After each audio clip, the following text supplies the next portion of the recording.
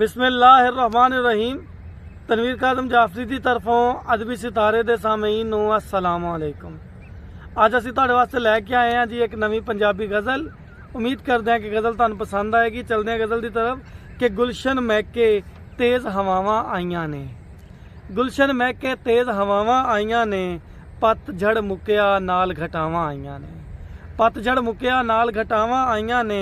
ते ओने मैनू जेड़ा खत भिजवाया है, ओने मैनू जेड़ा खत भिजवाया है, ओदे विच तां होके हवां आईयां ने, ओदे विच तां होके हवां आईयां ने।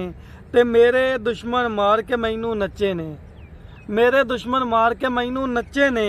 नेज़े उत्ते वेख सदावां आईयां ने, नेज़े उत्ते वेख सदावां आईयां ने। ते मावां नूं ते पुत्तर प्यारे हुंदे ने, मावां नूं ते पुत्तर प्यारे हुंदे ने।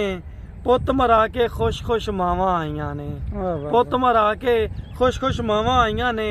ते लैके टेक हुण कंध किसे दी सोने आ, लैके टेक हुण कंध किसे दी सोने आ।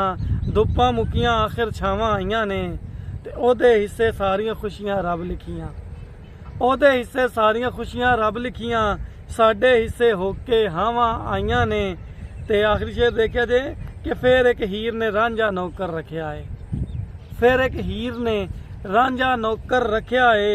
पिंड च अज तनवीर जी गावां आईयां ने, गुलशन महके तेज़ हवावां आईयां ने।